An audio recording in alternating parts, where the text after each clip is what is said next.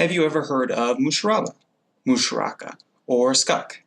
If you have not, you're definitely not in the minority here, because these are relatively new types of investments that are starting to really gain traction in places like Europe, and they are Islamic investments.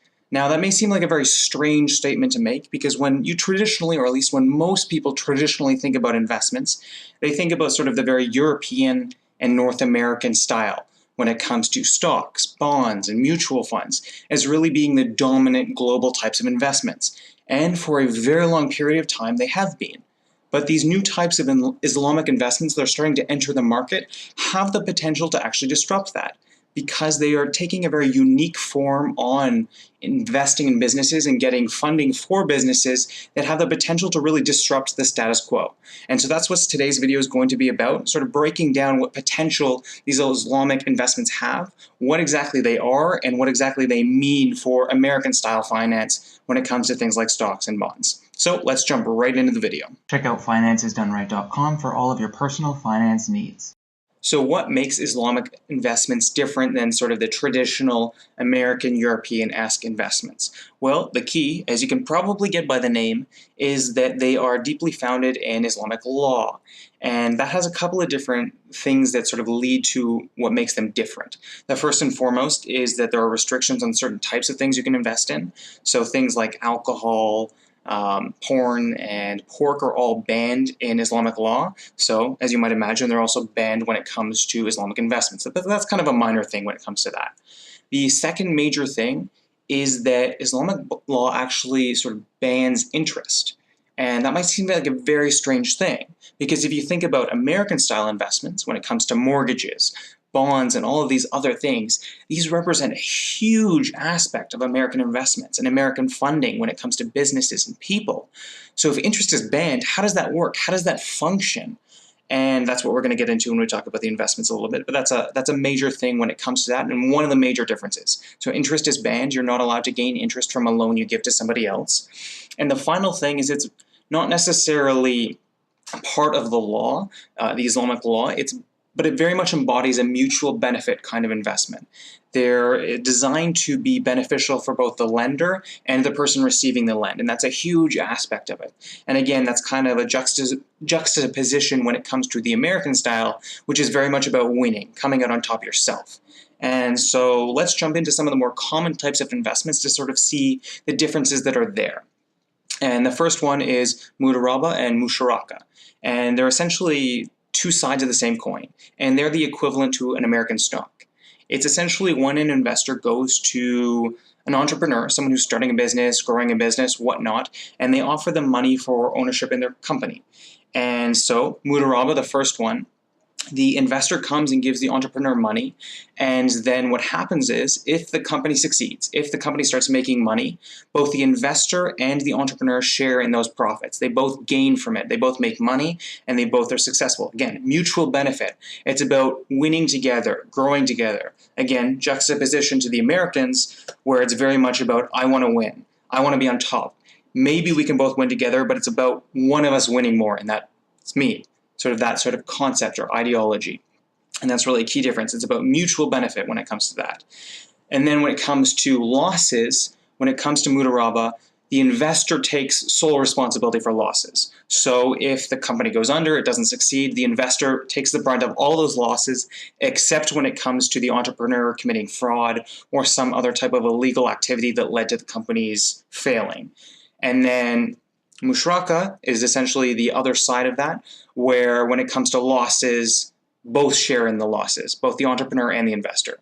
So again, this is sort of different than stocks in the United States, where you invest in a company and the shareholders, the owners of those stocks, are very much the people that are winning in the United States. They're the focus. It's all about them getting money. It's about them getting paid comparatively to the entrepreneur. If the entrepreneur holds stock, great. But it is very much about the owners first, and then the company in the United States. That's very much the focus, whereas when it comes to Islamic investments, it's about both sides succeeding, both sides becoming wealthy, both sides becoming successful.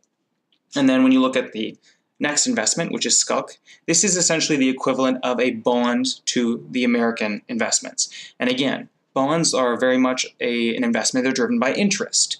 So it may seem strange that there can be something that's equivalent in Islamic, sort of in accordance with Islamic law. And how they do this is normally when traditionally you have a bond, a company goes out and say, we need $10,000. And they go and find investors, and they find 10 people with $1,000. They ask for that money, and then they promise to pay that back 10 years later, and they pay 10% interest each year. So they give them $100 each year, and then after the 10 years is up, they give them back the 1,000. That's a traditional American bond. Has that interest, that's the compensation for giving them the money, the investors investing in the company. When it comes to Skulk, it's similar in the sense that a company, again, says, we need $10,000. We need $10,000 to buy new equipment for our factory.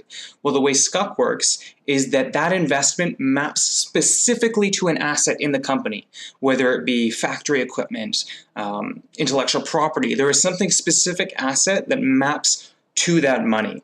So you go out looking for that $10,000, and the first $1,000, that goes towards buying a new printing press for the factory.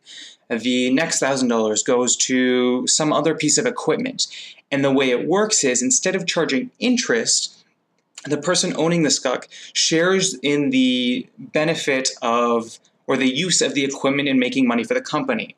So presumably the equipment or property or research that is being done with that money is making the company more money. And so the compensation going to the investor with the Skulk is actually because of the revenue generated by that item that maps to that specific investment.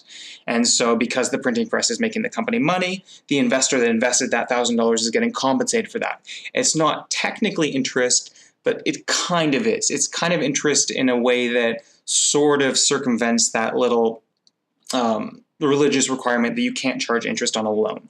And that's sort of the two main equivalents. There are a lot of different other forms of Islamic investments out there, but those are three of the major ones, and they're sort of again, they're similar in a sense to the American counterparts, but they are very much about mutual benefit and sort of growing together, sharing in the wealth, versus the one winning all.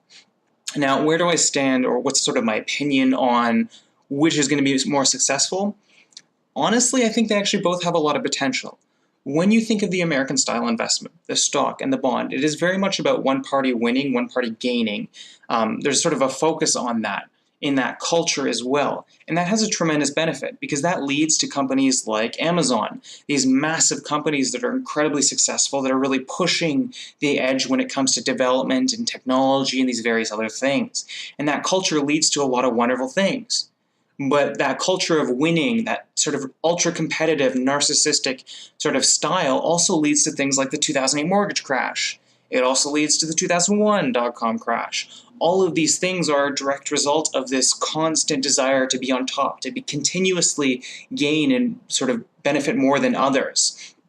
And while it's still possible that a crash could occur with Islamic investments, it's a lot less likely because it's very much about a mutual benefit economy versus a one where it's sort of focused on the singular instead of the benefit of everybody. And I just want to make very clear, Islamic investments are not socialistic at all. You still want to win, but it's about winning together as sort of the investor and entrepreneur. It's still very much capitalistic, but it's capitalistic with sort of a mutual benefit side. It's not socialistic. It's not that at all. Just want to put that out there. And then sort of looking at the Islamic side, that mutual benefit does also have a lot of positives too. You know, the entrepreneur and the investor winning together is a great thing. That sort of focus on ensuring security of both, the benefit of both. And when you have things like Skulk that specifically map to items in a company, that adds a lot of security too, because you have things like collateral. And it's a lot safer when it comes to those kind of investments. And as I mentioned before, it's a lot less likely when you have these Islamic investments to have crashes like 2001, to have crashes like 2008. It's a lot less common, or the potential is a lot less there than when it comes to the American style. And I think they both have a ton of potential. I think they both have positives and negatives. And when I sort of look at what's happening, I think it's great that these are really starting to take off in places like Europe, because competition is great. And having options as a consumer is fantastic as well.